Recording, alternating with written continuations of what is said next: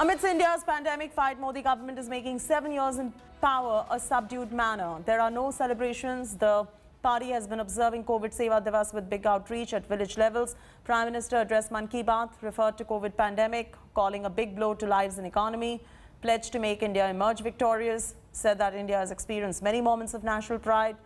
The BJP and opposition crossed swords. The opposition Congress accused the Modi government of an all-round failure, including the vaccine and COVID front.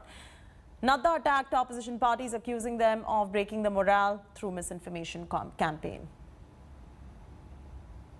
साथियों, इन 7 सालों में भारत ने digital लेन then में दुनिया को नई दिशा दिखाने का काम किया है।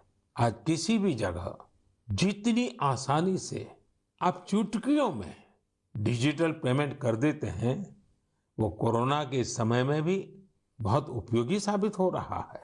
आज स्वच्छता के प्रति देशवासियों की गंभीरता और सतर्कता बढ़ रही है। हम रिकॉर्ड सैटेलाइट भी प्रक्षेपित कर रहे हैं और रिकॉर्ड सड़कें भी बना रहे हैं। इन 7 वर्षों में ही देश के अनेकों पुराने विवाद भी पूरी शांति और सौहार्द से सुलझाए गए हैं। पूर्वोत्तर से लेकर कश्मीर तक शांति और विकास का एक नया भरोसा जगा है। साथियों, क्या आपने सोचा है ये सब काम जो दशकों में भी नहीं हो सके, इन 7 सालों में कैसे हुए? ये सब इसलिए संभव हुआ क्योंकि इन 7 सालों में हमने सरकार और जनता से ज्यादा एक देश के रूप में काम किया, एक टीम के रूप में काम किया, टीम इंडिया के रूप में काम किया।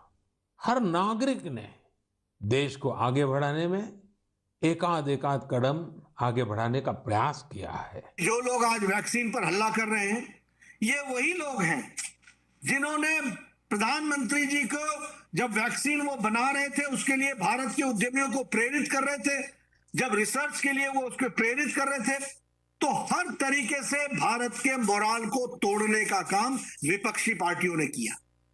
क्या कहते थे उस समय?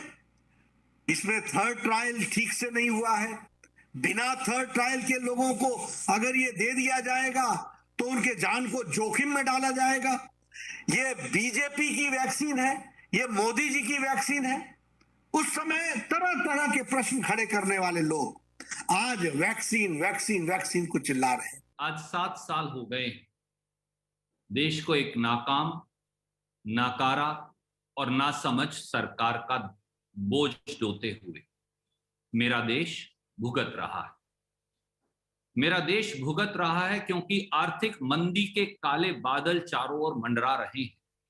यह 73 साल में देश की सबसे कमजोर सरकार साबित हुई है। साफ है साथियों कि देश 7 सालों की मोदी सरकार की निर्मित बदहाली को भुगत रहा है।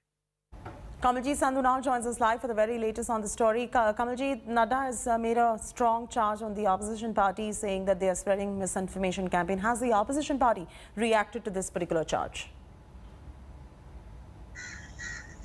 Well, there is a blame game on, and definitely the opposition finding issue on a platter because this is 7 years of Modi government. They're calling it misgovernance, but JP Nadda, we are still at his residence in a short while ago. He had hit out at the opposition party, calling them Badhak, basically saying that they are the ones who are causing obstruction.